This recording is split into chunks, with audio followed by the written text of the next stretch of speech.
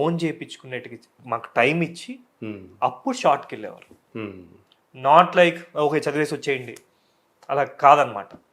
ఒక కూర్చొని ముగ్గురిని కూర్చోబెట్టి ఎక్స్ప్లెయిన్ చేసి ఈరోజు ఏంటి ఈ సీన్ ఏంటి, ముందేం జరుగుతుంది, తర్వాత ఏం చేస్తుంది, మూడ్ ఆఫ్ ద సీన్ ఏంటి, ఇవి ఎక్స్ప్లెయిన్ చేసి ఇప్పుడు ఏ విధంగా బిహేవ్ చేయబోతుంది. సో మాకు చాలా ఈజీ అయిందనమాట.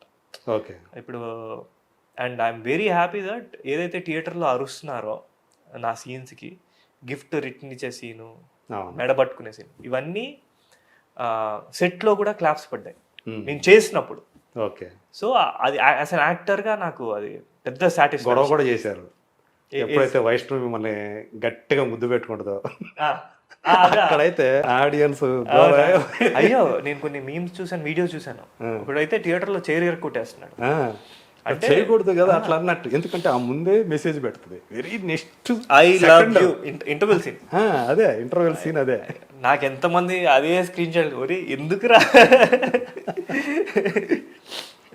సో అంటే మీ మధ్య అప్పటికే అది సినిమాలో చివరిలో తీసారా లేకపోతే మధ్యలో మిడిల్ ఆఫ్ ద షూట్ లోనే చేశారు? సో అప్పటికే మీ మధ్య ఫ్రెండ్షిప్ ఏర్పడిపోయింది. అవును.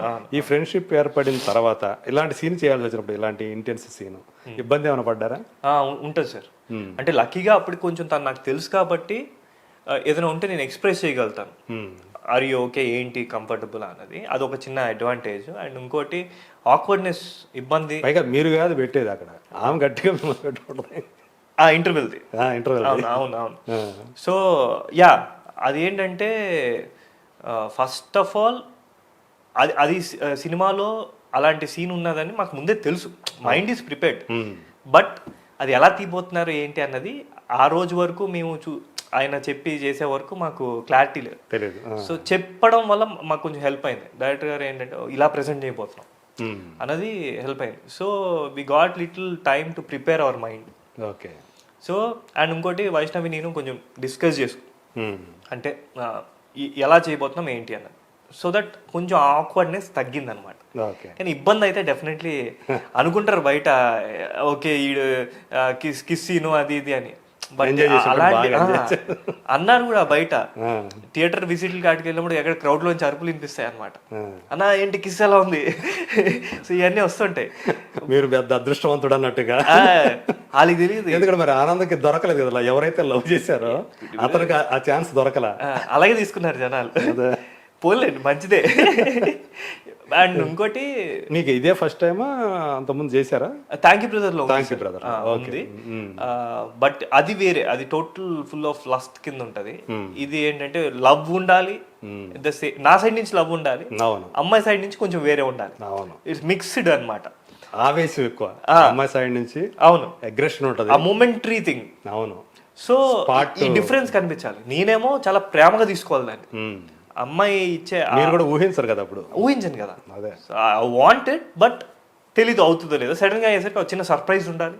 సో ఇన్ని మూమెంట్స్ ఉన్నప్పుడు అది ఎలా ప్రెజెంట్ చేస్తాం అన్నది చాలా ఇంపార్టెంట్. సో సింగిల్ టేక్ లో చేశారా లేకపోతే టేక్ ఎక్కువ తీసుకున్నారు దానికి? సార్ మరి మీరు అలా ఏం లేదు సార్, అంటే తక్కువ టేక్లోనే అయిపోయింది. ఎందుకంటే మా డైరెక్టర్ గారు సో ఏం తీసుకోవాలి మా దగ్గర నుంచి అనేది క్లారిటీ ఉంది ఫుల్గా. సో డెఫినెట్లీ టక్కని అయిపోదు సార్, ఎందుకంటే మా ఆక్వర్డ్నెస్కే సగం ఆపేస్తుంటాం అనమాట. ఒక సీన్లో ఏంటంటే ఇలా దగ్గరకు వచ్చి ఆగిపోతాం, ఆ ఇబ్బంది ఉంటుంది. కాబట్టి సింగిల్ టేక్లో ఏం అవ్వలేదు. సో కొంచెం టైం పట్టింది, బట్ ప్రాపర్గా అయిపోయింది అనమాట. మామూలు కొంతమంది ఏంటంటే ఇన్ని టేకులు తీసుకున్నారు కాబట్టి ఇన్నిసార్లు ఎంజాయ్ చేశారనమాట.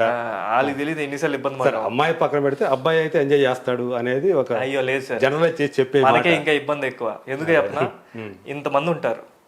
అవును, అదే సెట్స్ లో ఏదో బయట నేను ఎవరో నాకు గర్ల్ ఫ్రెండో లేకపోతే నాకు నచ్చిన అమ్మాయి ఎవరో వచ్చి కిస్ పెడితే అప్పుడు ఎంజాయ్.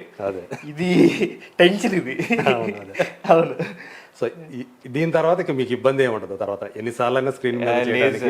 ప్రతిరోజు ఏ కొత్త సినిమాకి వెళ్ళినా ఆ రోజు first day tension, first day షూటింగ్కి వెళ్ళినంత టెన్షనే ఉంటుంది. ఎందుకంటే కొత్త క్యారెక్టర్ చేస్తాం, కొత్తది చేస్తాం. సో ఇప్పుడు నా గర్ల్ ఫ్రెండ్ అనుకోండి, లేకపోతే నేను లవ్ చేసిన అమ్మాయి, నాకు తెలిసిన అమ్మాయి అనుకోండి, నా పార్ట్నర్ అయితే ఆ కంఫర్ట్ వేరే ఉంటుంది. సో ఒక కొత్త యాక్టర్తో చేసేటప్పుడు ఆక్వర్డ్నెస్ అనేది ఎప్పుడు ఉంటుంది. ఈ సినిమాలో మీరు ఏ క్యారెక్టర్కి ఎక్కువ కనెక్ట్ అయ్యారు? అంటే మీ రియల్ లైఫ్కి సంబంధించి ఈ సినిమాలో ఉన్న క్యారెక్టర్లతో పోల్చుకుంటే మీరు ఎక్కువ ఏ క్యారెక్టర్తో రిలేట్ అయ్యారు? రియల్ లైఫ్లో అయితే నేను చాలా ఇన్సిడెంట్స్ చూశాను సార్. అంటే మేబీ బికాస్ నేను ఒక యాక్టర్ అవ్వాలన్న ఉద్దేశంతో ఉండబట్టి నాకు ఎక్కువ ఎక్స్పీరియన్స్లు ఏమి ఇలాంటివి ఏమి అవ్వలేదు లక్కీగా. బట్ బయట ఫ్రెండ్స్ దగ్గర కానీ లేకపోతే ఎక్కువ దగ్గర కొన్ని అయినాయి. ఎక్కువ నా ఉద్దేశం, నేను మాట అలా అన్నాను, నాకు అవ్వలేదు.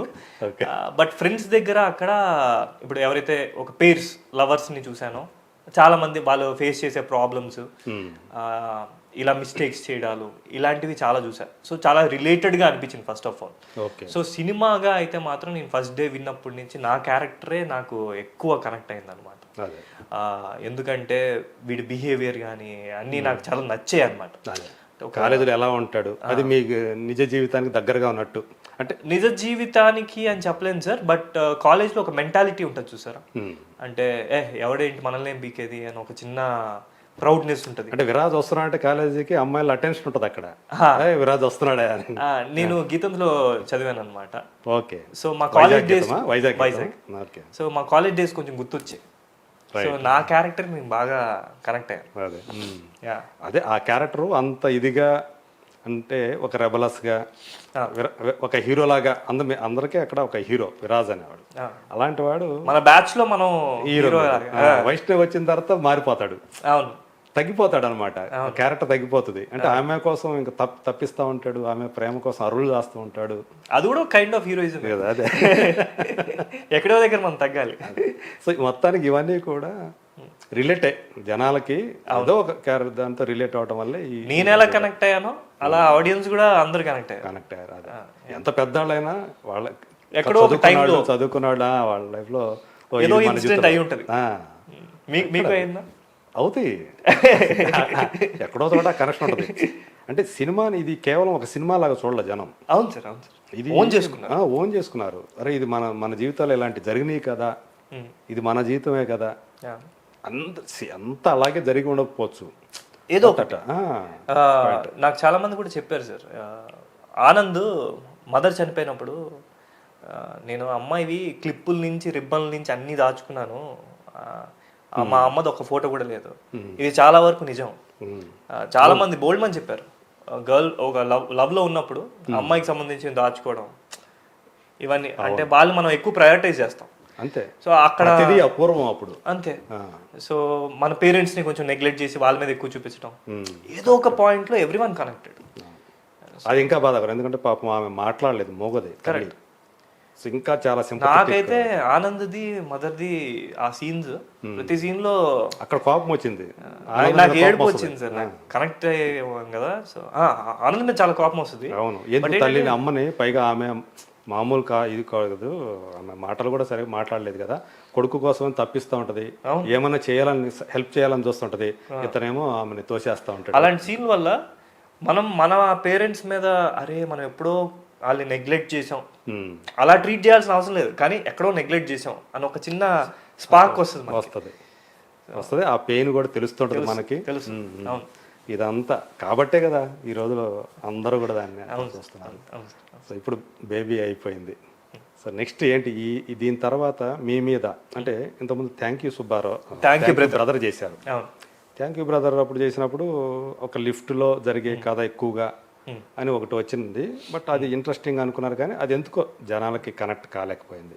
లేదు సార్, అంటే థియేటర్కి రాలేదు, బట్ ఆహాలో బాగా వెళ్ళింది.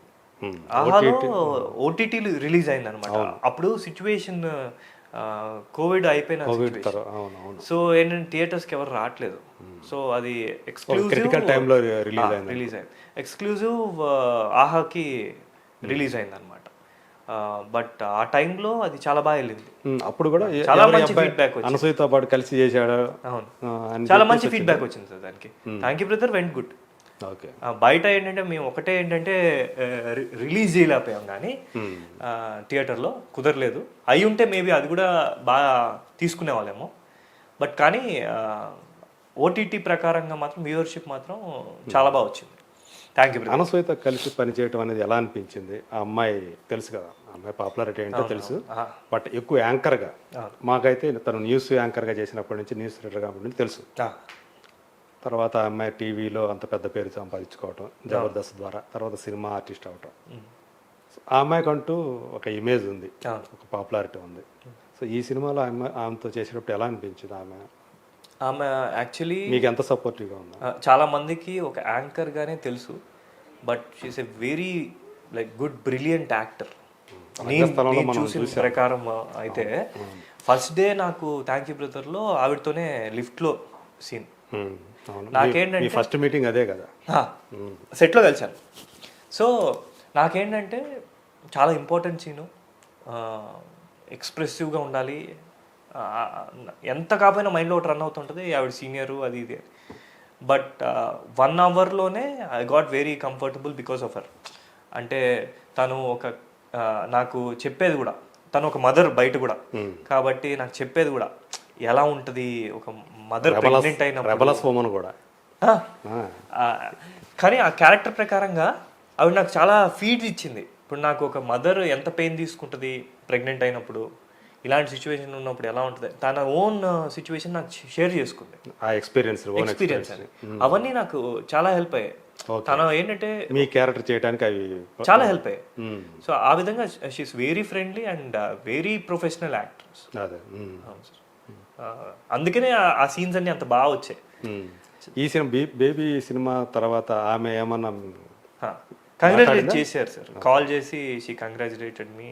ఎందుకంటే ఎప్పటి నుంచో తను నన్ను చూస్తుంది, సక్సెస్ రావాలని కోరుకుంటుంది. She's very after thank you brother she's very close to me. So ఎప్పుడు ఏమొచ్చినా మేము ఏదైనా చేస్తున్నాము అన్నప్పుడు వి షేర్ థింగ్స్. సో అలా నాకు ఇంత పెద్ద హిట్ వచ్చినందుకు she felt so happy and congratulated మీ. అదొక చిన్న సంతోషం కూడా ఉంటుంది, మర్చిపోకుండా చేశారు అనేది. చిన్న విషయం అడగటం మర్చిపోయాను, వైష్ణవిలో మీరు గమనించినటువంటి ఒక మంచి క్వాలిటీ ఏంటి? She's very dedicated to the works. అంటే ఇప్పుడు యాజ్ అన్ యాక్టర్గా she involves and performs. Okay, అది అంటే తన మూడ్ ఎలా ఉన్నా ఏమైనా సరే ఆ క్యారెక్టర్ ఆ రోజు ఇది 100% ఇచ్చేయడానికి ట్రై చేస్తూ ఉంటుంది. And I feel she's a directors actor. అంతే.